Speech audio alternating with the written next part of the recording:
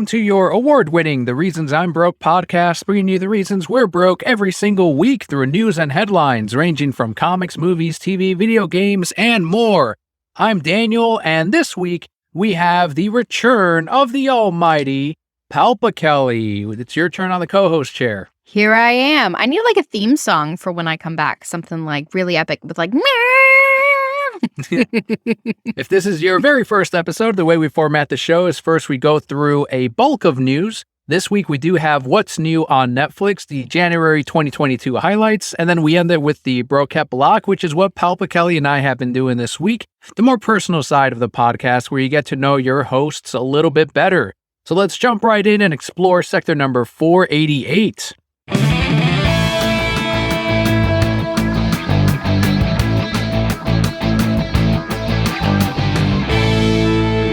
We're going to kick it off with some comic book news. Sean Murphy is expanding the DC Black Label line with Batman Beyond the White Knight. So this is a new 8-issue Black Label comic series that arrives March 30th of next year. It jumps ahead 10 years to a Neo-Gotham where Bruce Wayne is in prison and Terry McGinnis steals Bruce's Beyond suit. We do have a quote here from Sean Murphy that says, quote, "Drawing Neo-Gotham as an upgraded, retrofitted futurescape has been a blast. I'm working hard to blend the Beyond aesthetic with the White Knight world. Batman Beyond and Terry McGinnis fans will get everything they loved about the animated series, as well as a few twists," end quote. Sean Murphy had previously tweeted about this and strongly hinted at this early this year about it being a beyond. He said something like, "We're going beyond in the White Knight universe and the Murphyverse." And it's like, all right, you're doing hint. So I'm in. I liked Curse of the White Knight. I liked the first White Knight series. So this is going to be, from what he said, the final one in this trilogy of Murphyverse books. They are also still planning on doing those offshoot miniseries like the Nightwing, Batgirl, all of those. I don't think I'll be jumping on much of those, especially with how the Harley Quinn miniseries went. It was okay, but it wasn't Sean Murphy. So I'm going to just stick with the Beyond the White Knight. As much as you and I aren't really Batman Beyond fans, I think we both agree that what he did with the White Knight universe was pretty cool. I did really enjoy it. Like you said, the spinoff, not quite as much. And I do think I kind of lost track towards the end. But I really liked the world that he created. I thought it was so interesting, really great to follow. I really enjoyed the art as well. So I think Batman Beyond is a great next step with Batfake Terry McGinnis, right? Got to show him some love as well. But I know there's a lot of fans for this series for Batman Beyond. It just came out at like that perfect time for all those 90s, early 2000s kids. And so I think this will be really popular as well. And I am excited to hear about it. The crossover that we did not see coming, although I've always wanted to see a fight between the Megazord, the Dragon Zord, and Godzilla, because that's kind of what he was based on anyway. You look at the Dragon Zord and you think Godzilla, but Godzilla and the Mighty Morphin Power Rangers will meet for the very first time in a crossover series published by IDW. This is launching March 2022. This monthly miniseries will be a collaboration between writer Cullen Bunn, who did Godzilla Cataclysm, and artist Freddie Williams II, who did Batman/Teenage Mutant Ninja Turtles. I love Freddie Williams. He's been putting up some pictures of the now scrapped He-Man TMNT series that he had pitched. There was also there was another one where they did intend to do more crossovers with the Turtles, and I think there was another one with Batman. But he does all of these art pieces as like, this is what it looks like, so this is what we're going to do. And somehow DC or IDW, whoever's involved on the other side of the crossover, is like, no, we don't want to do that thing for whatever reason. But this one itself, I love the artwork by Freddie Williams, and you know that he's going to deliver on Godzilla and the Power Rangers, which I've never seen him draw either one. You know what will be the best twist of all is when Godzilla becomes a Power Ranger. Yeah. He has to be, I don't know, the Green Ranger. I still don't like that guy, so he can be the Green Ranger. That's probably what's going to happen is he'll morph with the Dragon Zord, and it'll become like a mech suit for Godzilla, and that'll be like the super-powered Godzilla. That's how you make him a morph. So I know that's what's going to happen, but what I would rather see is him in that latex suit with like a little sword, like, like attacking people. Big Godzilla-shaped helmet thing. Yes, exactly. And then he needs his own sword, but he's like too big to get into it because he's Godzilla. That's what I want to happen. So we know that more than likely King Ghidorah is going to be the main villain. They're going to be teaming up to fight. Is it going to be Goldar and Mecha Ghidorah merged together? How are they going to end up? What monster is Rita going to make grow even bigger at that point? They're already fucking kaiju. Yeah, I feel like I don't know enough about the Power Ranger monsters to really speak to that. But she is going to make something big, and they're going to morph, and then Godzilla's going to have, it's almost a Batman. Batman should be in this too. Why not? Godzilla's going to have to morph exactly like you said with the Megazord and become Super Godzilla, and it's going to be this really epic fight, and it's going to be great. That's all you need to know is it's going to be amazing. In the press release by IDW that I was reading, it was talking about how Rita first transports into Godzilla's world and finds herself surrounded in a world where Power Rangers don't exist, but there's already giant kaiju. So to her, more than likely, she's like, I don't even have to make these guys grow anymore. Like, they're already running around.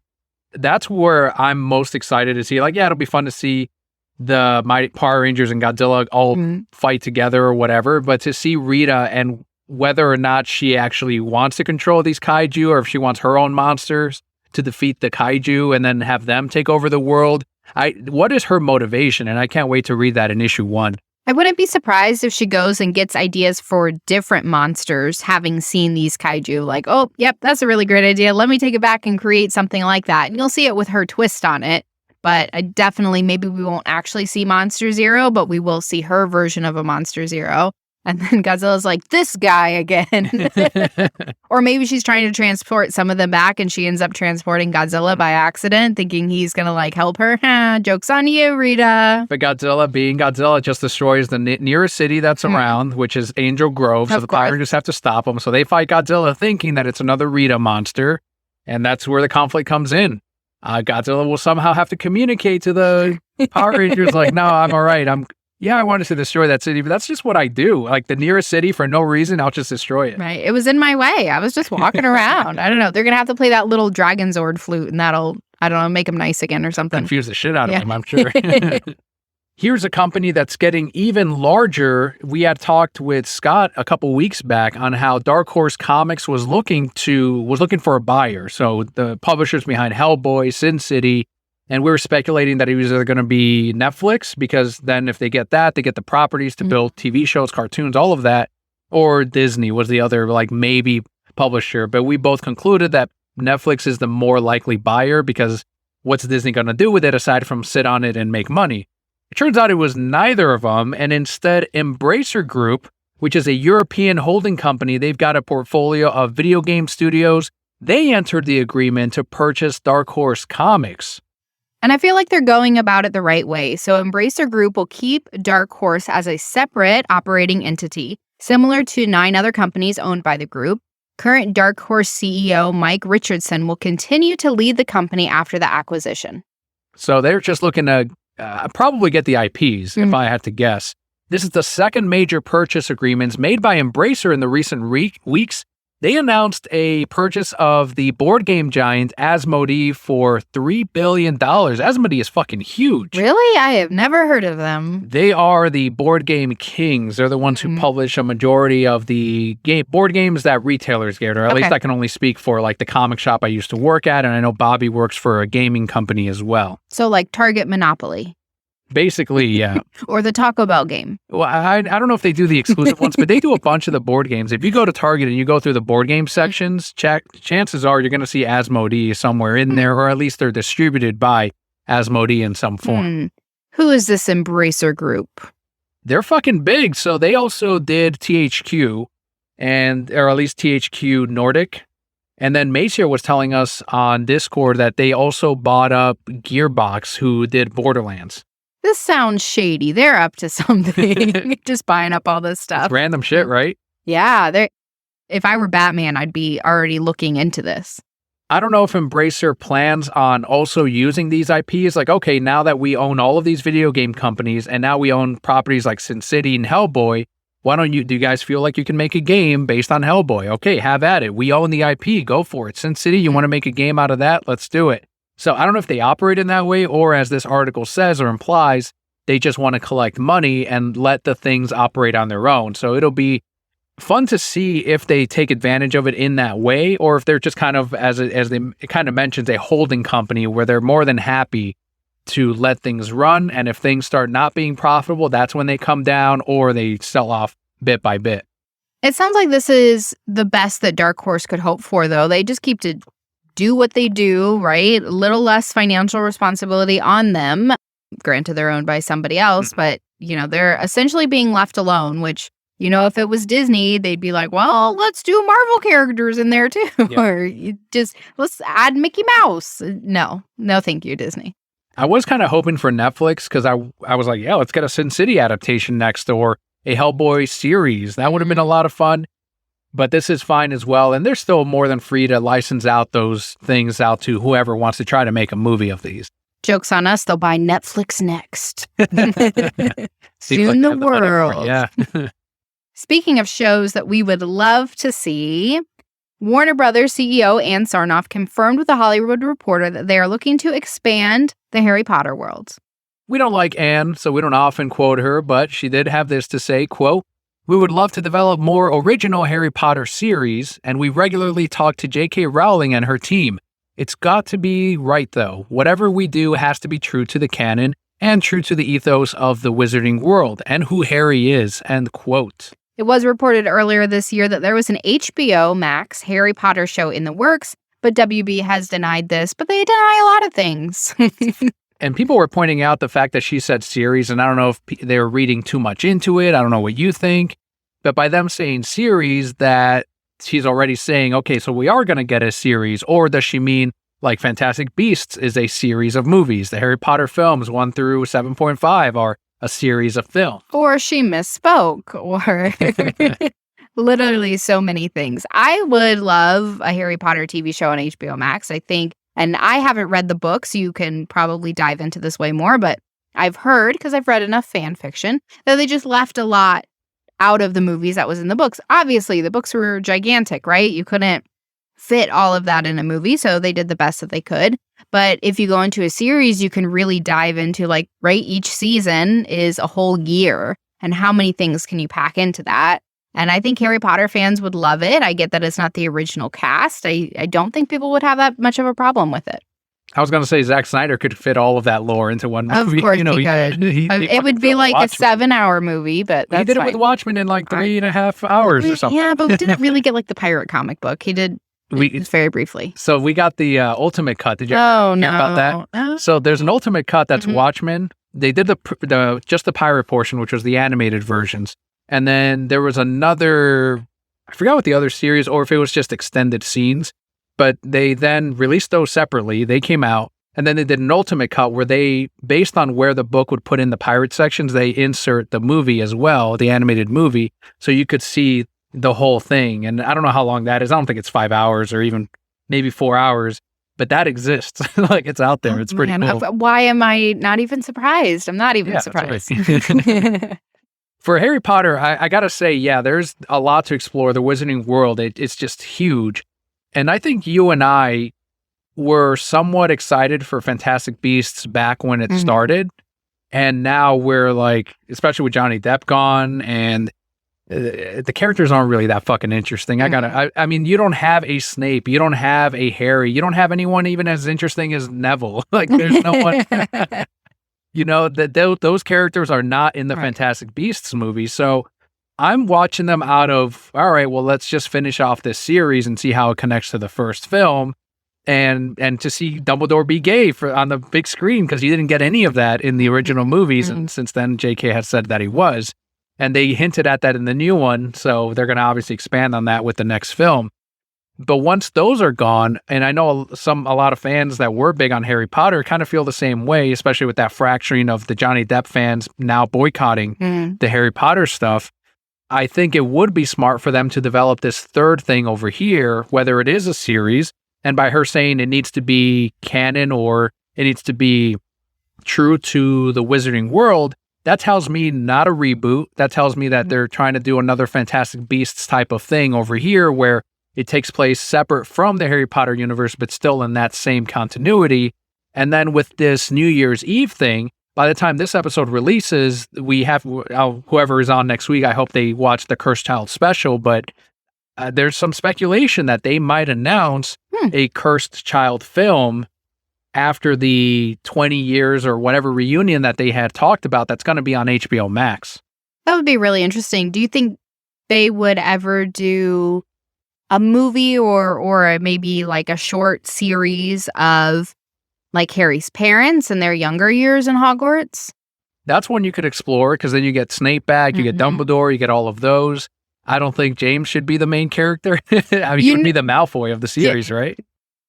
That's a tough one, right? They told you it focuses on Lily and Snape, and they're friends, you know? My heart would be so happy, but then you knew they wouldn't end up together. There's so much you could do with that, because now all the kids who grew up with that are now older, and so I would hope a lot of them hated James. I hated James, but he was meant to, like, he was shown so much as a hero throughout all the movies.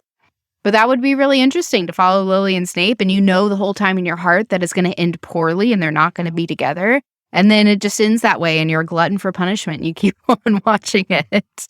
It's such a difficult situation because you can't, aside from doing the Cursed Child, you can't go past the movies. You can't go into the future because there's already that story and you expect that story.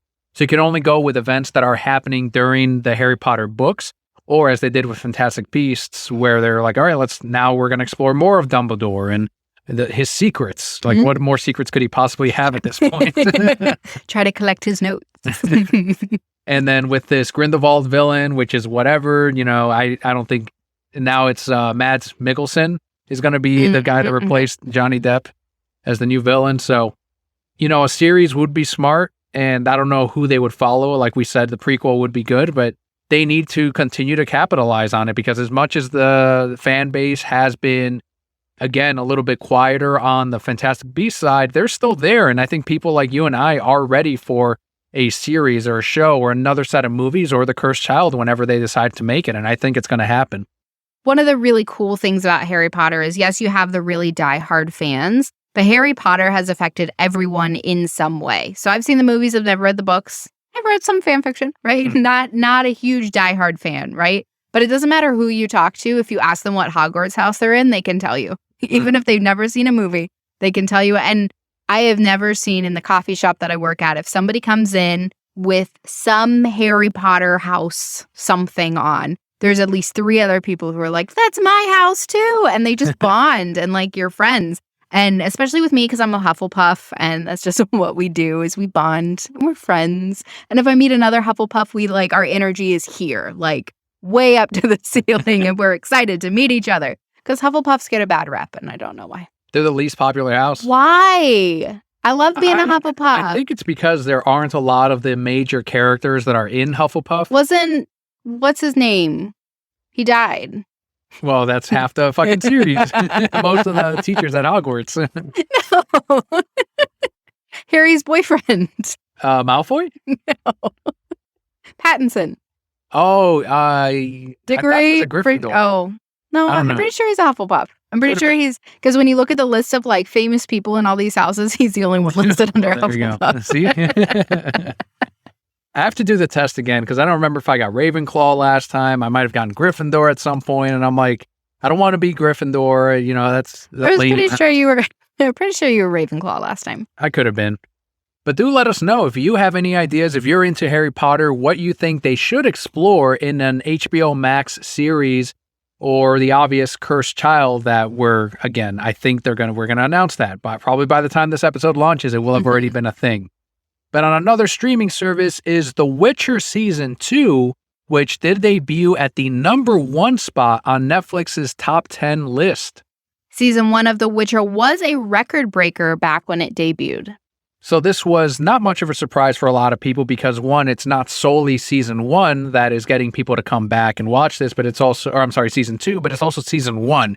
So people that are going back and are like, all right, well, Season 2 came out, I want to see what this show is about, and then they're going back from the beginning and binging the entirety of Season 1. As well they should. It is a great show. We binged Season 1 when it was out, finished it in just a few days. And I don't think it's a huge spoiler. One of the things that I really enjoyed about Season 1 is the way that they play with time. Yeah, and that's the one thing that people didn't like. Really? I They love hated it. that because in the beginning you're like, what the fuck? And then by the end you're like, oh my God. So I really enjoyed that. Season 2 does not seem to follow that same, it's going to be very linear, but we've so far only watched the first episode of season 2 and I really enjoyed it. It was a Beauty and the Beast retelling. It really was. Even the guy kind of looked like when he turned into a human too. It's kind of Yes. spoilers, whatever, but it's not really. It's a fucking adventure episode where it's like they stop this guy, kind of like in the comic book, and now they're off on their adventure. It's more a story, that first episode, of a bonding between the Witcher and Circe, whatever her name was, Siri, Ciri, something like that. and how he's going, you need to listen to me. Like, if we're gonna work together, you literally did everything wrong that you could have done. Right. Like, even you and I is from a common sense thing. You see this giant man-bat creature flying around, turns back into a human, and you're gonna try to see like if she's okay. Fuck that shit. Goddamn monster. Be like, oh, it's a man bat. She's a freak. We had previously watched the anime and Vesemir. with Vesemir. So we like that. We like season 1. So far, season 2 is good. They just announced a prequel series, which takes place like 1,000 years before the current iteration of it. Are we going to check it out? I saw the trailer and I wasn't hooked. I haven't seen the trailer yet. I will watch it. It'll be on my list of things to do. But I would say we have to give the first episode a try at least, because definitely enjoyed season 1 and the start of season 2. That movie with Vesemir was great. Not just because of the love story, That was primarily why you liked but it. mostly because of the love story. Really, really good, and I enjoyed that. So I feel like they're on a pretty good run right now. And even if they're just 2 for 3 and we watch the first episode and we move on with our lives, like and we don't ever push ourselves to finish something that we don't enjoy. Who's got time for that? We certainly do not. Yeah, that's why I couldn't stand the shit. Like, for example, Agents of S.H.I.E.L.D., when they were like, we'll get to the Winter Soldier part of the series, and then that's when it starts to get good. And it's like, I don't fucking have the time to watch 2 fucking seasons of something just for something to get slightly better. Like, it's like you got a couple episodes and then I'm out. Or if you kind of half hold my interest, like Cowboy Bebop did, I'm like, I made it 6 or 7 episodes and I haven't gone back and finished the last couple. So yeah, there's so much good content out there. Never mind our limited time, but just the amount of content down there that I don't want to waste time on a series that I'm just not really enjoying when I could be starting something new. Right. I'm like that with my books, and I'll read like reviews online and they're like, oh, this starts out really slow, but then it gets better like halfway through. Why am I going to waste 3 hours of my time reading something that's not that great? No, don't have time for it. So my point being, we can watch the first episode, right? And if it just doesn't grab our attention, then we move forward. Henry Cavill did recently say that he has some interest in playing the cowboy in Red Dead Redemption. It's been years since I've played it, so I don't remember. John Marston, I think, or something. What's his name? People were saying that the lone guy on a horse is his thing now. Millennial Mike mentioned that as well on Discord. You watched some of Red Dead Redemption when I was playing that one. Fantastic fucking game. I want to someday play Red Dead Redemption 2. Could you see him as that role of lone cowboy running around on adventures, catching bounty, dying at the end? Of course. And I don't remember. I think all I remember of Red Dead is you riding around aimlessly because you had to search every bush in that place. And there were cannibals. Weren't there cannibals somewhere in there and you had to go kill them? So, yeah. That's all I remember from that game. I don't know why those 2 things stuck out. I know why riding around did. But anyway, I digress. Yeah, I could see him doing that. He obviously plays it very well in The Witcher. And women are still gaga. He pops up all over my book Facebook group. Women love Henry Cavill. It's like, men that's too. the most intense. My dad. Most intense male celebrity that I've seen so far that women all like universally seem to really like. He's okay. What do you think it is? What's the appealing thing? I mean, they're thirsty as fuck, and that's like every time he posts. I follow him because of Man of Steel, Superman, and all that. But you go in the comment section, it's just women like, "Have a great day, Henry. Oh, Henry, I like this." And when he posted that picture of him and his girlfriend, oh man, they fucking had a fucking field day. Their hearts were broken. Like they were legitimately, like they had a shot at him. Like he was going to go into someone's Instagram, like, you're the one right here. Let me DM you. You, Debbie from Ohio, you're the one. 54 years old. Just what I like.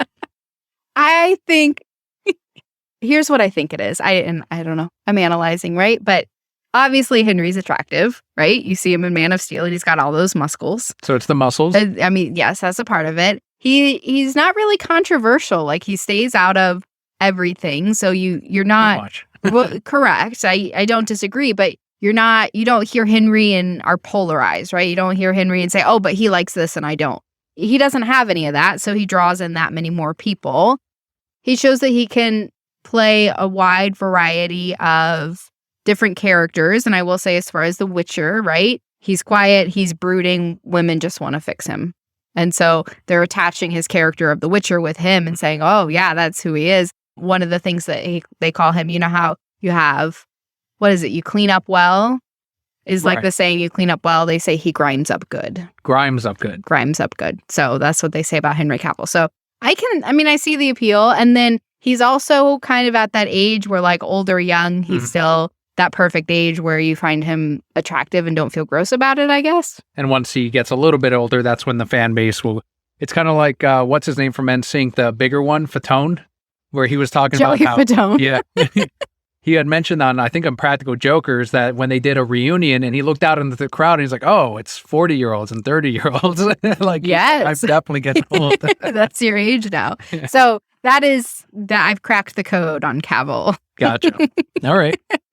Well, good on Netflix for another successful season 2 is what it looks like. Enough people came back for season 2. We definitely did. And we will be there for season 3, which I believe they've already announced that they're going to Yeah. So they have a lot of confidence in the Witcher series and that branding. But there is more stuff coming on Netflix as we do this month's January 2022 highlights. This is not a full list. If you head on over, there's actually a website, but if you Google what's new on Netflix, it takes you to the full list. IGN also has them up. These are the curated pickups that you and I relate to that we might have seen or that we might recommend. The first one on our list is 300. Zack Snyder's 300. It comes and goes from Netflix. Sometimes it jumps over to HBO Max, but if for some reason you haven't seen 300, it is I think it's a classic. It's definitely a staple for Zack Snyder. Warning, though, you will be kicking things, yelling, "This is Sparta." Yeah, fuck you. For a while. And as directed by the same director from Independence Day is Godzilla 1998. This movie still fascinates me. And I understand that I don't know if it's less hated now. I definitely hate it less than I watched it as a kid and I liked it. So And now watching it again from this lens of, all right, so you got this director who did Independence Day, and it was a fucking massive hit. Destruction movie, something coming in and destroying the world. Cities. So you put him on fucking Godzilla, it's like this should be perfect and it should work out exactly right. And you watch it, and it does have humor like Independence Day. It has great action like Independence Day. It's got a giant Godzilla monster. I think the only reason people maybe didn't like it because it had the name Godzilla on there, and it looked a little bit different than what the traditional monster is. That had Matthew Broderick in it? Yeah. I remember not really liking him in that movie. Well, it could be that the lead might not be strong enough for a lot of people, because in the other one, you had Goldblum, you got Will Smith. You also had some strong secondary characters. The wives had a big role in the movie too. You had some kids in there, a bunch of scientists that were really funny. The president himself. In this one, you got Matthew Broderick. You got the French guy, which was hilarious. He's the undercover Frenchman that's helping him out. And then there's also there's his ex-girlfriend that ends up betraying him, so she's not likable. That's basically all you have in this Godzilla movie. I remember two things about that movie, and spoilers for anyone who hasn't seen it. I remember Matthew Broderick being awkward and them dropping fish and then a bunch of eggs. Yes. That's literally all that I remember of this. Oh, and a nuclear explosion and you see an iguana. Right. Yeah, well, that was at the very end of the movie where one of the eggs still made it and it hatches, and that's like, oh, there's going to be more Godzillas.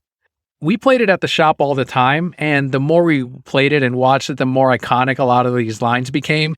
Like the one where he's like, where's the sample? You're standing in it. And he's like, I don't see it. And the camera pans out and it's a giant footprint. And it's like, you're a scientist, dude. You'd be like, oh, well, I see. Like, there's a footprint here. It's like not that big a footprint to where you wouldn't notice. There's a lot of really cool lines in there. And I like Matthew Broderick. Maybe some of that is because of the Cable Guy. He was about that same age when this movie came out, and I really like the Cable Guy. So I'm going to sit back. I'm going to watch Godzilla yet again now that it's hitting Netflix in January. Maybe Leo would want to watch it, but it's not a happy ending for Godzilla, so I might avoid him seeing it because he was pretty stressed out during King of the I Mountains. was very stressed about that. But I urge you, give Godzilla another shot because why not? Maybe after all these years, you might have a little bit more of a positive outlook, especially as you look back on the 90s. It is a very 90s film. I'm going to skip forward a month from now, and one of the Brokeheads just finishes that movie, and they're like, son of a bitch, Daniel. It was horrible. Wasted my hours. Even worse than I remember. And he just hears you echoing in his head, give it a shot. Give it a shot.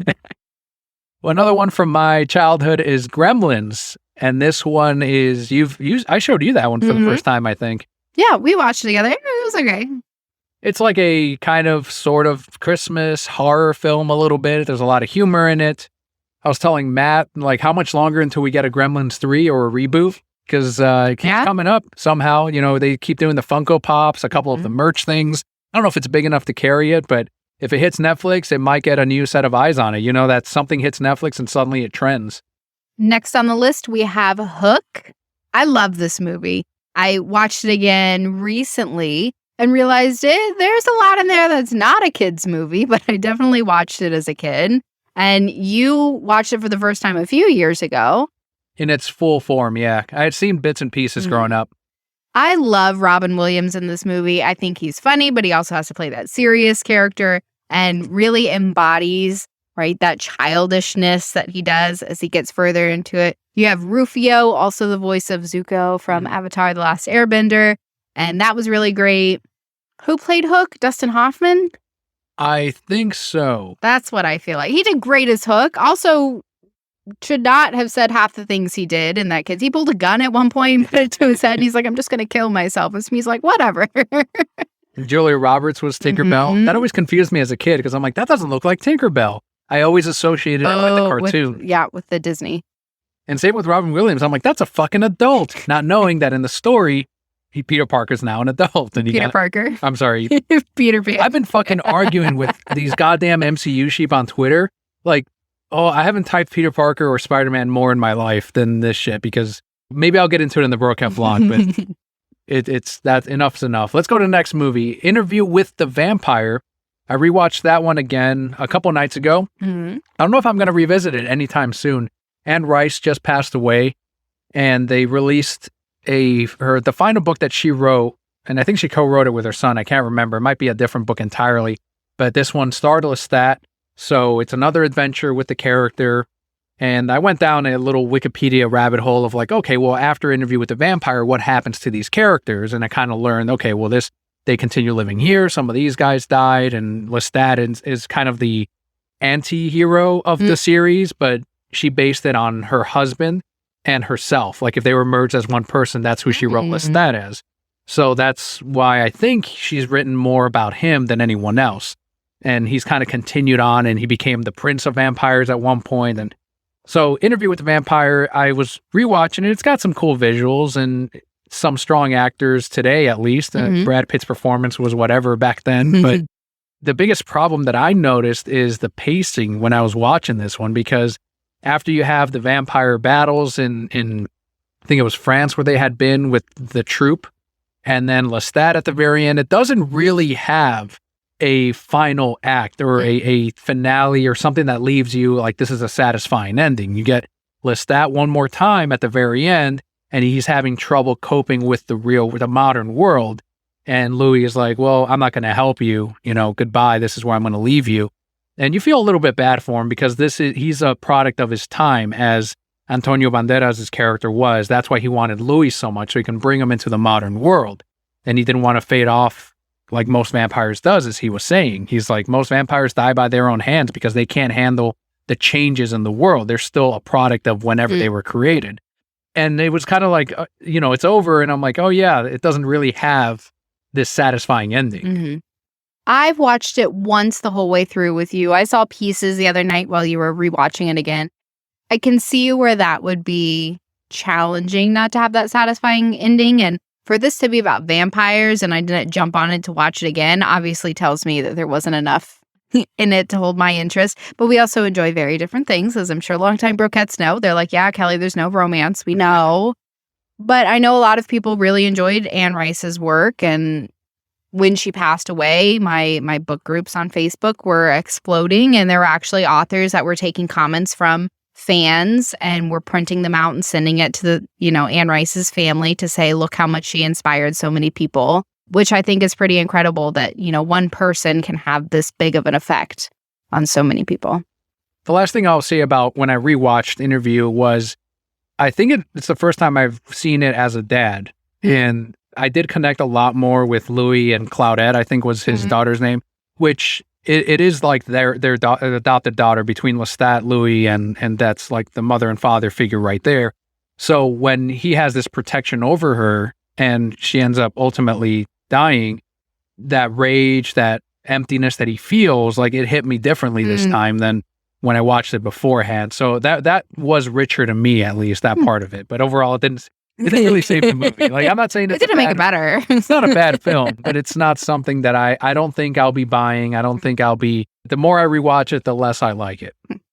Also on this list, we have Midnight in Paris. This one we own, and it reminded me like, oh shit, I haven't seen this in a couple years, and I want to go back and rewatch it. It's a Woody Allen film, and I just love the message behind it. It's funny, we were just talking about vampires stuck in their own time. This movie is about the golden era where everyone, and I think we went to theaters to see this, where everyone is stuck in their own. They forever look back on previous periods of art, and they see that as the golden age of art. And so when Owen Wilson goes back to the era that he believed was the best in music and books and movies, the people in that era, like Fitzgerald, were saying, no, this isn't the golden era. That was the golden era. And so the whole message of the movie is always that people will forever look back on the previous eras thinking that is the best, the peak of humanity when it came to art. And so he kind of sees the message of, instead of living in the past, I should be enjoying this era or just the one that I enjoyed, because ultimately there is no best era. Every single one of them is going to be the best for that generation. I think that's a really amazing message. And I remember watching this with you. I don't think I saw it in theaters, but I do want to go back and watch it again because I do remember enjoying it. And I think that's such a great message for anybody, even if you don't see this movie, about living in the present, right? Being present in where you are. And that's something that I've worked a lot on myself. And I'll say personally, I feel so much better when I'm like, oh, yep, I'm focused on this versus what's in the future versus what's in the past. I will say my art is also superior. my Buzz Lightyear stick figures.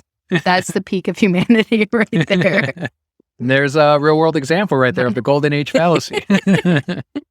Another project that Guillermo del Toro is attached to, I don't know if he was ever set to direct it, but he was involved in this. There's videos of him on set with that one monster with the giant, like she's all pale. I think she's called the Pale Woman, actually. Like, he's fixing the costume up and making it right. Is Scary Stories to Tell in the Dark. I don't know if we're going to get a sequel out of it. I don't remember it doing too well in the box office, but I think it was also during the pandemic that it released. But it is hitting Netflix. I hope it gets some more eyes on it and it does end up trending, because this is based on a series of books that I rented a lot. I read a lot when I was in elementary school, in junior high school. They re-released them recently as like a trio set because of the new movie coming out. And it's a set of stories that have these frightening pieces of artwork in it. And the stories themselves are, they're for kids or teenagers. Some of them are humorous. They're not really that frightening, but it's the artwork that makes it scarier. So when they eventually re-released these at one point, they redid them with less scary artwork because they said the originals were way too scary. And people had a fit, like fans of the series. They're like, fuck that shit. The reason I read a lot of these is because of the artwork. So then they've reprinted them again and with the original artwork. What's nice about this movie is they take a lot of those monsters that are in that book and they make them exactly like they are in those drawings and then make them on the big screen. Henry the Scarecrow looks exactly like he does in the book. The Pale Woman, same thing. So they found a way to take all of these monsters or creatures that shouldn't all work in one movie, and they made it into the plot where these scary stories come to life, kind of like the Goosebumps movie a little bit. and go after these kids who messed with the fucking book. And that's how they were able to get a lot of these creatures and monsters in there. There's a body contortionist that plays this one of the monsters in there. Does a fantastic fucking job. Practical effects. Gyotoma's involved. So a lot of those monsters are practical effects as well, real costumes, and they look amazing. Even though the story itself is whatever, it's for teenagers, it's for kids, but I think just watching it from a special effects standpoint is well worth it. All I gotta say is you better never play this in my house while I am here. It already sounds spooky. It might be too intense for you. The Halloween movie was a little scary. It was. I've had nightmares all night of Michael murdering people. That's crazy. The Halloween movies were never scary to me. Even rewatching them now, I'm like, Okay, but like I wasn't really, it was a little suspenseful. I wasn't really that scared watching it, but you have to know, in all these years, if you have not learned that if I watch something right before bed, I will dream it. How could you not know? And beyond that, you said it was cool though. You woke me up from my sleep and said, let's watch Halloween. You said you wanted to. We're having a movie night. You should know me better than that. This trilogy is set to come back to Netflix. It is Teenage Mutant Ninja Turtles parts 1 through 3. They were on HBO Max. Now they're back on Netflix again. So good ones for Leo to watch. At least 1 and 2. Maybe not so much 3. This is the original ones, right? Yep. Not the new whatever it is. I think the Michael Bay ones only had 2. Okay. We also have Terminator 2 through Salvation. So a lot of Terminator to watch. Now this, I will say, Terminator 2 is the only one worth seeing out of these.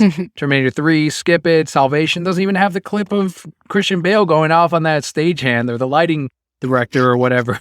So they were supposed to include that in the movie? If they did, it'd be even better, but they didn't. So Terminator 2 it is. That's one of the best action movies of all time. I think James Cameron's best movie of all time. I don't know, Avatar 2 still hasn't come out, but Terminator 2 is fucking amazing. I love it. Watch it again, because there's no way if you're listening to this, you've seen Terminator 2, so watch it again, an 184th time. Do it. Stop watching something else that's not as good, that's not bringing you joy. Go watch Terminator 2 instead. Last one on this list of highlights is The Town, starring Ben Affleck, also has Jeremy Renner in it. I saw this for the first time early this year, and I really liked it. I'm glad I watched it. I believe it won a couple of Academy Awards, or at least Ben might have been nominated for it. But if you haven't seen it, I'd say maybe if we watch something like The Departed, or if you like any of Ben's films, this is one not to miss, because I think it is one of his best ones. I believe we went to see this one together in theaters. We saw it together somewhere. We saw it at home, yeah. And I did really enjoy it. I remember liking it, so I do recommend it as well. It's got the palp approval. John Hamm was the FBI guy that I was rooting against the whole time. Funny enough, I think he was going to be Batman in one of either the Mad Max directors, his name escapes me right now, either in his Justice League movie or he was up in the running against Ben Affleck and whomever else was up for the Batman role in Batman vs. Superman. But so you can kind of almost see two Batmen in the same movie with The Town. So definitely check it out. But that will wrap up our What's New on Netflix January 2022 highlights. Kicking off the new year right. This is a very, very strong list. And usually this happens with Netflix and HBO. As soon as a new year starts, for some reason, licensing, I don't know what happens, but they do get a nice bulk of some of the best movies you can find. But now let's head into the final part of today's episode. It is the Bro Cat Block, what Kelli and I have been doing, playing, reading, watching this week. Just this week? That's all I'm covering? Well, I guess in your case, since the last time you were on. Oh my goodness, so much is going on. I mean, first of all, very happy to be back, very excited. I've been practicing my podcasting voice all day. So I was ready to be here and talk to you all. But I've been up to a lot. I think last time I was on, I was talking about how I was really active in my gym. Still doing that. I'm down 2 pant sizes in the last 8 months. So that's really exciting. Reading a lot of my romance novels. I think I've read 80 books since January. It's a lot of porn. That's a lot.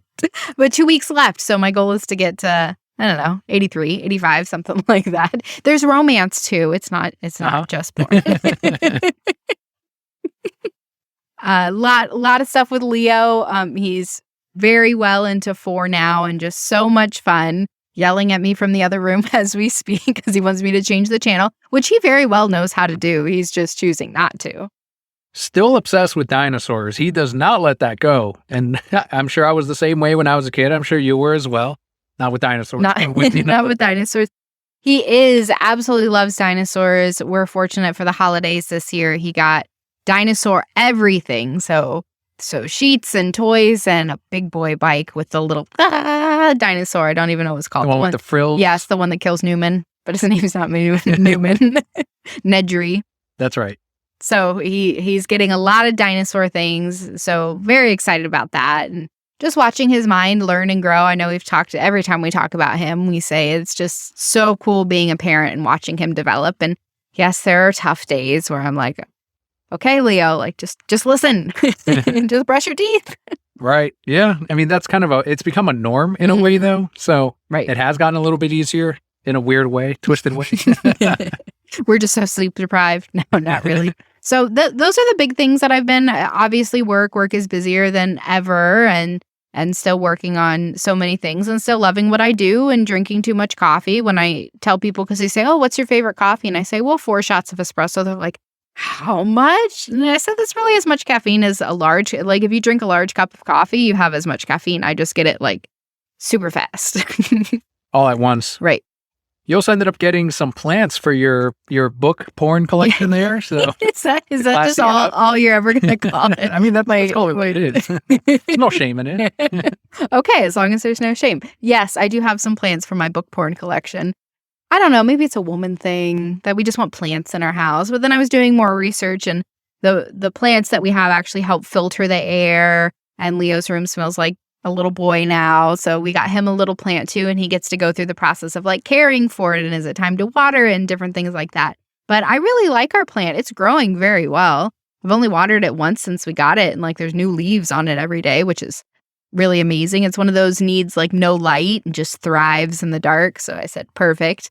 But yes, I have 2 little shelves of my porn book collection now. Only 3 series on there, just every single book and every single version that I can get it.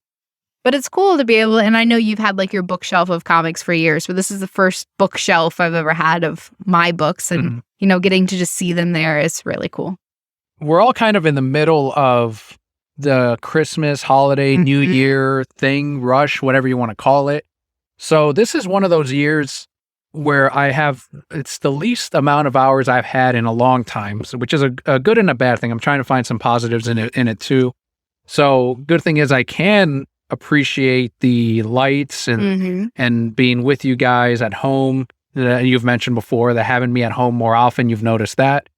You've said it's nice. I don't know if that's true. But It is. I think when you were completely off of work, it was a lot. But now that you have something to go do, I think that you feel more settled and a little purpose. Yeah. Right. It gives you something to do.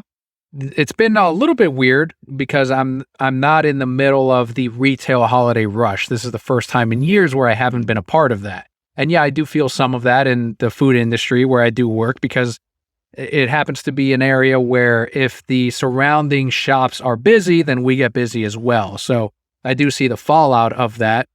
It does stress me out because it's the first time I've been in a food position like this. Yes, I've worked at Steak and Shake, IHOP, at AMC, and there's been food handling there, but this is like a food stand-ish type of thing, not really a cart. It's got a quote-unquote kitchen. And except that, we prep all the food and all that, and then we sell it. So it's got a very hands-on approach to it. But again, it's not retail. I guess where I'm going with this is the Christmas episode, and I had reached out to some of the hosts of maybe doing like some kind of Christmas special, but we couldn't really formulate a direction with it as far as like, what would it really be? Like, what's the special about? Would it be a commentary on a movie? Would it be Christmas memories? But at the very least, you and I can talk about some of the Christmas memories that we've had in the past. Do you have an idea right now? Well, I'm just saying you picked me because I'm special. And so I'm the Christmas special. There you go. You saved Christmas. Perfect. You saved the Christmas special. The Palpa that saved Christmas. Excellent. I do. I have some great Christmas memories. It was always a day that we got together, right? My whole family, just the 4 of us. And something that we've always done is we eat sweet rolls for breakfast. That's just our tradition. I love that we have our little family now. And to your point, getting to see you more this year has been great, because in years past, and yes, you're working in a food and beverage location, but you're not in a leadership position, right? You get to go, you clock in, you clock out, you go home, and everything else stays on the, back at work, which I'm sure is a really freeing feeling as well. And then I just go in at 4:30 in the morning, so I'm out at 1. That makes it easier too. But the things that we've been able to do as a family this year, I think, are really great. Going to pick out a Christmas tree together. Growing up in Florida, it wasn't Christmas if I didn't have a real tree. And for a few years, my parents got rid of it, and it never felt like Christmas because, let me tell you, Christmas Day will be 81 degrees here, right? That's not Christmas, but having that smell of a tree, that experience, and now getting to take Leo, right? And he gets to pick out the tree, and he picks out the scraggliest one, and he's like, let's get this one. And I'm like, that's too scraggly. Then he picks out the $500 one and says, let's get this one. And absolutely not. We put lights up on our house for the first time this year, which will hopefully become... Tell them why. Because our 4-year-old wanted them. The neighbors put up lights, and Leo goes, where's our lights, Dad? And then he's like, go out and buy the lights. Whatever Leo wants. So we put that up. We have Santa that comes through the neighborhood every year. And so I always enjoyed Christmas when I was younger. And when we had Leo, I had heard from different people and from my parents that the holidays would be more impactful because of him. But it's really true because it's all those things about what we do as a family, right? The presents, at least at my age, they're there, but they're not the heart of it. Right. It's getting to spend that time together. My grandmother coming to visit for a little while, getting to spend a night with your entire family, of celebrating and just feeling that love and that connection that we all have. My side of the family does end up, they do have jobs where they have to work on Christmas Eve and Christmas Day. So we will be celebrating Christmas a few days early because that's the one time where everyone is off and we can all go and Leo can open presents. And then we'll be going on Christmas Day. Your family will all be off, so we'll be celebrating that day. And if I do remember, I'll mention it on the Brocat Block next week and how it went. But I just went on Buds, Bros, and Superheroes episode, and that one is launching on Christmas Day. So by the time this released, you can enjoy it right now. And we talked about some of our Christmas memories as far as like presents are concerned. And the two that I remembered, and I have to get in touch with my brother because he might have a better memory on some of these things that we celebrated or had fun with as kids. But I got my first set of comic books because of Christmas. And it was a grab bag of comics. Now I know what they're called, but it was like a package of different comics that are all put together into this thing. And I was like, oh, there's Batman in here. There was Spider-Man, X-Men, all kinds of... It was a grab bag of books that shops are trying to clear out, but I enjoyed them. Like, it was a bunch of books. But it was also the first Batman comic, and it was in the Batman Black and White line from the 90s. And it's a story of this guy visualizing killing Batman. So I'm reading this book, and there's this big panel of this gun next to Batman's temple and the bullet coming out the other side of Batman's head. And I'm like, this guy with the glasses killed Batman. And that's the whole issue. Like, it's just him like talking about killing Batman, and I still have that issue. So that's like a weird Christmas memory that I had. But it was like my first set of comics, and it was really special. And from there, I wanted to go to the comic shop that my Santa got him at, right? Or whatever. I don't know how my parents... I don't remember how they were like, oh, I got him at this shop, or I hear this shop has them, whatever it was to keep the Santa illusion up. But that's when I started getting the Sonic the Hedgehog comic books. Captain America was what I was reading a lot of. My brother got Nightwing. We both got Venom as well. So that kicked off my collection of comics. That was one big memory. And then the first PlayStation was a Christmas gift, and it came with a demo disc, and I kept playing the demos on that disc. It had been a little while before I eventually asked for the Transformers game, the Beast Wars one, and then also Marvel vs. Capcom, which was a lot of fun. But it's just reminded me when I was talking to him about the simplicity of like a pack of comic books that are random or a demo disc that I would spend hours on. I got the N64 was a Christmas gift. So you were that kid in that meme. 64! Is that what I did? I got that, and I believe they got me Super Mario 64 and Mario Kart with it. And those were the only two games I had for years, were just those two games. And eventually I got Pokemon Snap, and I got the Toy Story game, which you had to have like the saving, the memory card to go with it. Yeah, and that was just stupid. But I did enjoy that game. It was really hard, but it was fun. What else? I think I got a Barbie dream house for Christmas one year, and that was, wow, the coolest thing ever because I had the elevator that went up and down, and it was a really big thing. But yeah, when you were a kid, and I get confused at Leo because I'm like, Leo, go play in your room. And he's like, no, play with me. And I'm like, I used to love to play in my room, like by myself. I had, my Barbies and my Barbie dream house and all my stuffed animals and all that stuff. And I was clearly a girl. Don't laugh. No, I'm laughing because I'm thinking you're like, as a parent now, I view it as your parents got this big break of like, go play by yourself for hours. Like, I'm like, what were your parents? How did they utilize that time? Or even just like a breather? Like, it's like just to sit on the couch, right? Yeah. And I just used to play for hours and I loved it. And Leo's like, no, play with me. And I was like, why don't you want to play by yourself? That sounds great. He is getting a little bit. He's been better about it this week of playing by himself. But yeah, Christmas was always this big thing. The kind of close family friends who I consider family did a big Christmas Eve night party every Christmas Eve. They still do it. And we used to go over there and we all got to open one present, like Christmas Eve. And that was something that we did for years until I moved out of the house. We still opened one present on Christmas Eve. I got several packs of Pokemon cards one year, the fossil. Yeah, fossil set. Mm-hmm. And I had like 2 Aerodactyls, like holographic Aerodactyls that I got. And I was like, oh man, I'm so cool. I don't even know what happened to them. They're somewhere. They're in a binder somewhere. I'm sure they are. Yeah.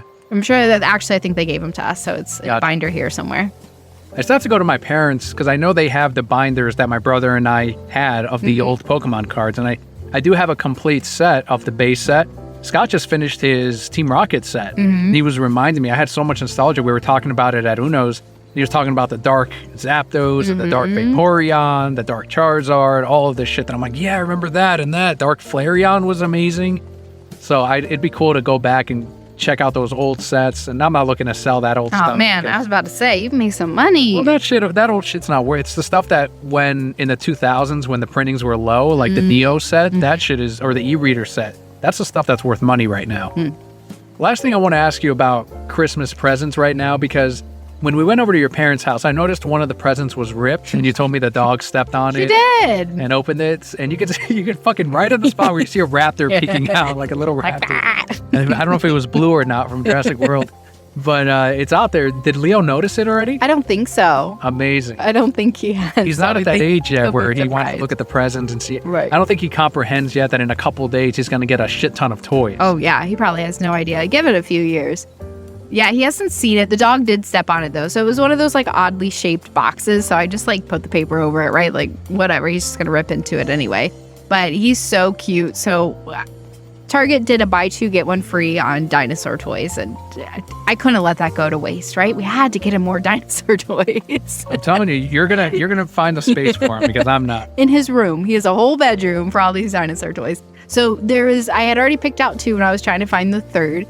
And so I wanted Leo to make sure I was getting him one he would win. He picked out the Baryonyx. So that's why he keeps asking. He says, I want a Baryonyx for Christmas because I asked him if he wanted one. What's a Baryonyx? It's one of the dinosaurs. Is that a dinosaur? Yeah, okay. That eats fish. So he does have a Baryonyx that he's going to get, but he doesn't realize that there's 2 more expensive dinosaurs that he's also going to get on top of the movie and he's getting Jurassic World 2, right? Yeah. Yes, he's getting all these dino things. So I just think it's so cute. Like, he knows all these presents are for him, but he's just like, is there a Baryonyx? I didn't know that one. Yeah, I was like, that is the least of what you're getting is that Baryonyx. I still love that we're gonna celebrate at my parents at night because I get off at 7:30, so it's gonna be already pretty late for him and for us, really. And by the time he's done opening all the presents, I'm going to be like, all right, Leo, time to go home and get some sleep. Like, he's going to be so excited to play with all these things. I'm like, no, time to sleep. The worst thing you can tell a kid. Don't play. He can stay up late. I'm excited for Christmas Eve. So if we go to this party that I just mentioned we go to every year, they have one of the grandpas dress up as Santa and like come in for all the kids as Santa and pretend he's just delivering presents and then actually give some presents. It's really cute.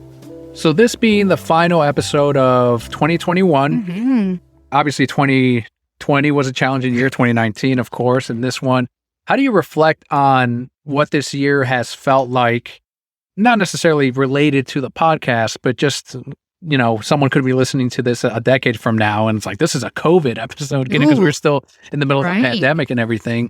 Have you gotten the sense that things are shaping out a little bit better, or at least that people are like, I'm over this shit. We're gonna. It seems like people are out and about shopping. Oh, everywhere's so busy. And yes, there's a ton of problems still with shipping and everything, but for the most part, it seems like everyone's kind of like, all right, well, they're not as fearful about the disease to not be out and about. Definitely. I would say as a whole, I feel that things are starting to settle much more than they were last Christmas, last holiday season for sure. Like you mentioned, everywhere I go is busy. People are spending money. I will say that this holiday season, I do feel that customers as a whole are more understanding. So the pandemic led to a lot of supply chain challenges. I don't know if you've talked about it on the show. For anybody a decade from now, you can't get shit. Everything's late. Everything's late. Everything's out. I order things and get half of what I order. And the thing is, people are just really understanding. And I think it's allowed companies to be more open about what's going on. So when I'm out of something, I don't say I'm out. I say I ordered it and they didn't send it, right? So that people really understand, hey, it's not me. And for the most part, people are incredibly understanding. Every once in a while, you get somebody, well, why didn't it? Well, I ordered it and they did not send it. I did my best. I used to do that same shit at the comic shop. Like the bags and boards were the biggest problem with customers as far as what I didn't get. Comics as well, like when the new shipment wouldn't come out, but I'd always be like, I know, man, fucking Diamond didn't send it. Or I've had those fucking things on order for 2 weeks, for 2 months, for half a year, and they haven't come in. Some of these supplies still probably aren't there. And it's like, and they'd be, as long as you know, like, hey, man, you relate to them. Like, I know I've had these on order and they aren't I'm waiting for mine to come in too. Exactly right. Yeah. So I think from a food and beverage standpoint, that is definitely easier than it has been in years past. People just generally seem more understanding about long waits, about what we're going through as baristas with all these customizations, all these things that we can't get in. They recognize it's not our fault, which is not what I'm used to. Usually is, well, why didn't you? Mm-hmm. So I will say that as a whole, at least the community that we're in, that's how I feel that we're shifting a little bit more. And for 2022, what are your personal goals for next year? Oh, this is getting deep. What kind of show is this? the reason I'm bearing my soul. I feel, for me personally, that this last year has been a really great year of growth, physically, mentally, emotionally. I've been doing a lot of great work on myself, which has then bled into how can I support my family better, taking a step back. And I still have a lot of career goals. And I think from a career standpoint, obviously getting a promotion is what I would like to do next year. But I would love to continue to get better about leaving work at work and coming home and being present with my family and feeding and growing within our family unit. You know, just getting to spend more time with Leo, right? Taking him to the park means the world to him. And how much of our day does it really take out? And different things like that. So I would say that's the biggest goal, is just continuing to do the work that you and I are already doing to care for our family and grow stronger together. January, Daniel and I will be celebrating 14 years together, which is pretty significant and very exciting. And it's like, wow, where did 14 years go? Sorry, you got to look at this face every day. And I'll be celebrating we'll be going to a casino. We will be. And now that I'm at my forest, I'll have my $10. I'll be like, I have $10 to spend here. They'll immediately like, sir, come with us. They just kick me right back out to the parking lot. You hit it big and you realize casino could be your career. Become one of those sharks or whatever. I don't think either of us set up resolutions or anything like that. It's more goal oriented as far as like aiming at something higher in a way. Mine are a little bit more immediate as far as my goals, because I'm trying to find that career or that job that I will find satisfying, that I will be happy with. And I'm not ruling out where I'm currently at, because who knows, 6 months from now, something could change and I'll find that happy or satisfying or whatever. I'm not going to be pessimistic in that sense, because I could grow to love the job. I don't know. But I am, based on my experience already or in my previous jobs, I'm trying to get out of serving the public, customer service. I've had so many years of it. And I've had moments in this new job too of like, okay, some of my tempers are still returning that were there when I worked at the comic shop. And So it's definitely not because of the job. It is dealing with people. And I know you said that some people have gotten a little bit more patient. I will say this customer base that I currently serve is very different than the comic crowd. So there's a lot more money involved in I serve people who are wealthy. And I'm not saying I work at a high class restaurant, but the area tends to have people with a little bit more money, people that moved from California or New York over to Florida. They sold their $1 million apartment in New York and they found that they can buy an entire home here in Florida for a fraction of the price. And that's a lot of that has been happening here in Florida.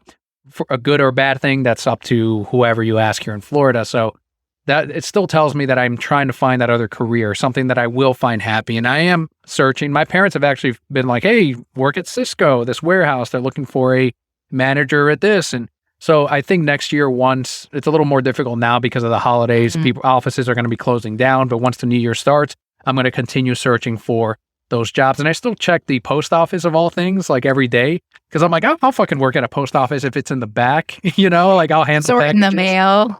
Well, because then I'm working for the government and there's all kinds of fucking perks there. There are. A government guy. So I search there all the time. Positions apparently close out so quick, so you have to look every day.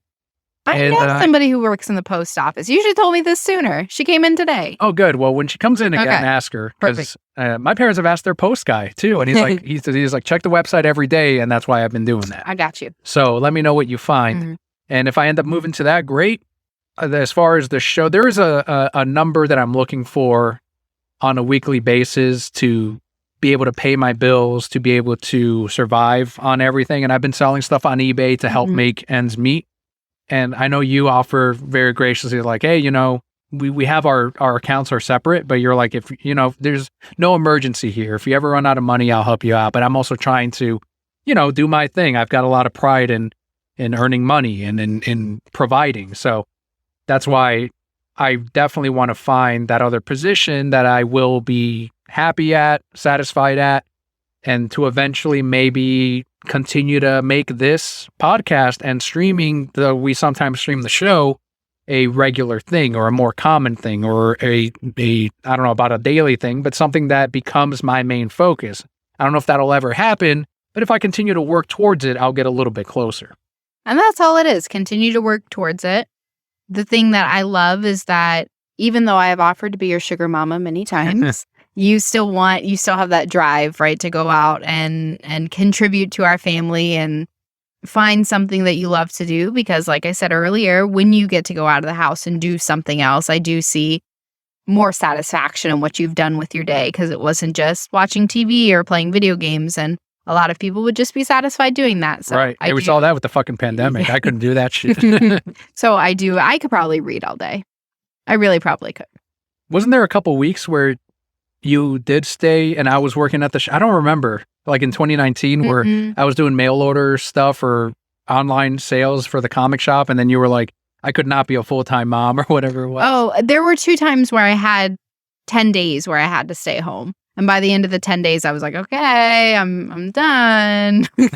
I can't, but that's different. That's different than just sitting at home by myself. Gotcha. I was raising a 3-year-old at the time, and I was actually talking to another mom today. And she was saying 3 was the worst, but she just has a 3-month-old and a 4-year-old. And I was like, oh, how's that going? And she's like, well, the 4-year-old poked the 3-month-old with a screwdriver and thought it was funny. Oh, man. And like the 3-month-old was fine, but then he's crying and then the 4-year-old's crying and then it's the whole thing. Wow. And I was like, oh.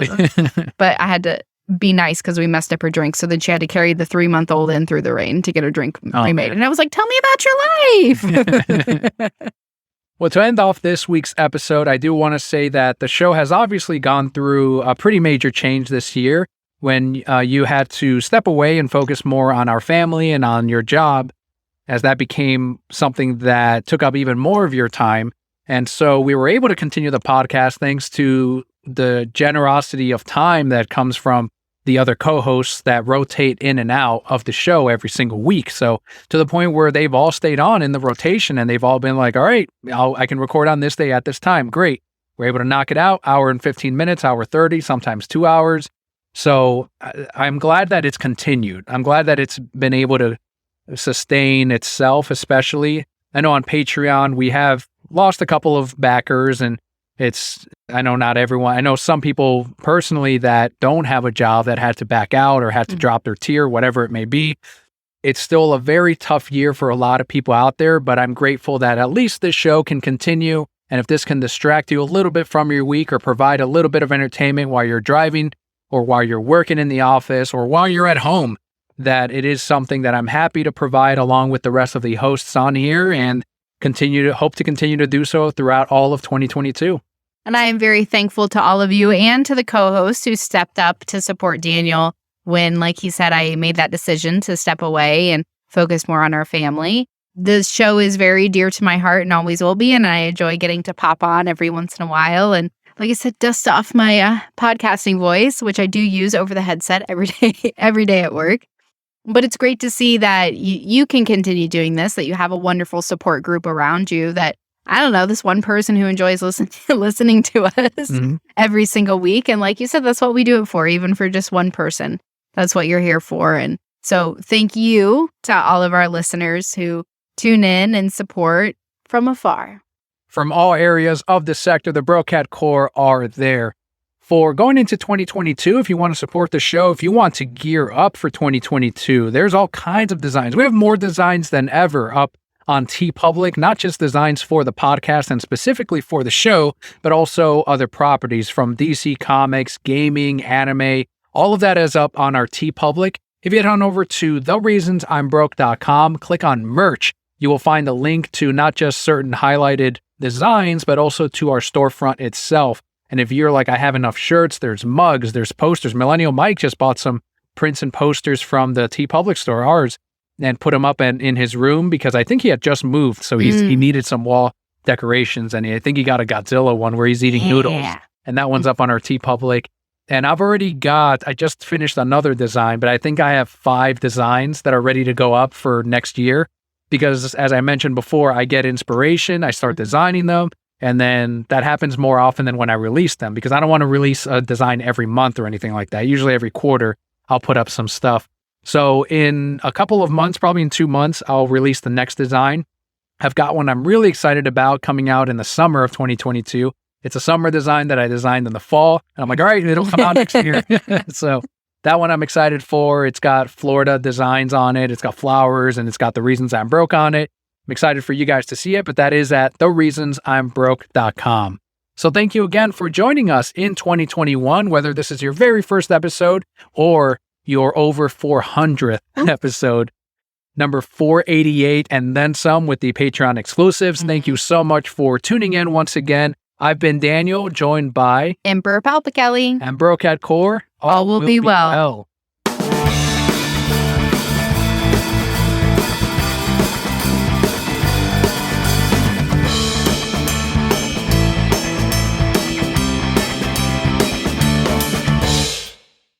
Do I want to end on a rage? Oh, man. Okay. Like talking about the fucking Spider-Man. I mean, if you want to, because if you don't, I'm going to dive into my porn books and tell you what I read this week. So, well, I guess I don't know which is this is like a choose your own adventure here. I don't know which is the better.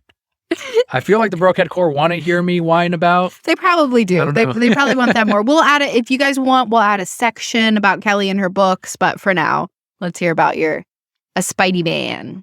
There are Spider-Men in my book. What kind of Spider-Man? Sexy Spider-Man. See, I'm thinking someone that wrangles spiders and has them perform in little bug circuses. They're kind of like half spider, half man. Okay, well, I don't see how you would find that sexy. You don't like spiders. Let's continue. Well, anytime an MCU movie comes out and it's kind of like Infinity Wars and Endgames, when those come out, it's in my sphere. Even if, as much as I mute MCU people or block people that are heavy on the MCU, it's still the new Spider-Man movie bled into my Twitter sphere and into Instagram and into Facebook. Thankfully not into work, because I don't work at a comic shop anymore, but you bet your ass it'd be a lot of, did you see the new one? No. Well, why not? I work at a coffee shop and it bled in. I said, hey, what are you doing today? I'm going to see Spider-Man. Anyway. Yeah, and I hear it out in public too. When I hear it from customers, they were talking about it. But anyway, the whole thing, the big thing that has, even among my fellow Snyder cultists, like I'm in a private Twitter group, and even in there, they were like, "Oh man, the Flash movie is fucked," and I'm like, "Yeah, fuck Hamadaverse, fuck the Flash movie." But they're like, "This." I saw the No Way It's Cinema movie, and they did the multiverse thing before the Flash did, and all that other stuff. So. And I'm like, yeah, it's still not cinema. And even they were trying to like, just go see it. And I'm like, fuck no, man. If I won't see it in a Hamadaverse thing, why would I watch an MCU movie? It's the same shit. They're both just as terrible. And the one guy that was like really trying to convince me, he was finally like, it's not better than the Snyder Cut though. I mean, at the end of the day, it's still a theme park ride, like Scorsese would say. So I'm like, if it's a fucking theme park ride, then it's not cinema and it's not something I want to watch. And it's just as bad. I've been fooled into watching MCU movies one too many times, and this is not going to be the one. And I kept hearing the excuse of, well, I just want to see Andrew Garfield as Spider-Man one more time. And I'm like, you want to see a Feige-fied version of Spider-Man? You want to see a Disney-fied version of Tobey Maguire? You don't want the last memory you have of these characters as the one you remember in the Sonyverse, where they were treated earnestly and not as fucking Guardians of the Galaxy jokesters, because that's every character in the MCU now. I'll fucking pass. And out of all of that came this movement to bring back The Amazing Spider-Man 3. So the third Andrew Garfield film that never happened under Sony. And people in the Snyderverse fandom have been pushing for it. They've been organizing it like they would a Snyder Cut, Restore the Snyderverse. And there's been a split there because some of us, and I fall on this side, probably because I didn't see the movie or I'm not a fan of the MCU, of why are we not still focusing on just the Restore the Snyderverse? And the other side is that's going to be our New Year's movement, our New Year's push. On New Year's Eve, we're going to make Restore the Snyderverse trend.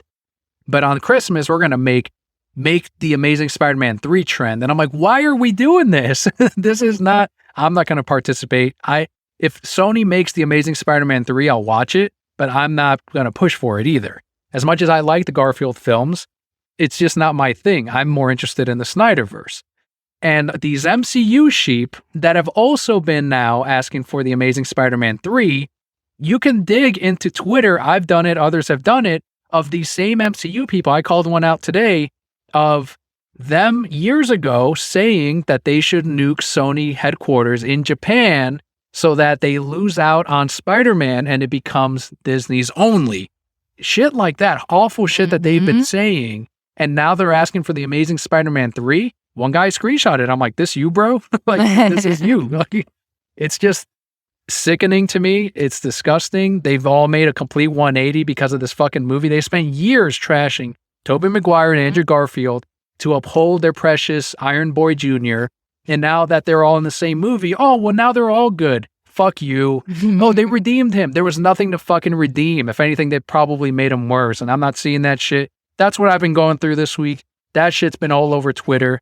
That's been my biggest stressor, which is not a bad thing, I guess, when it's all said and done.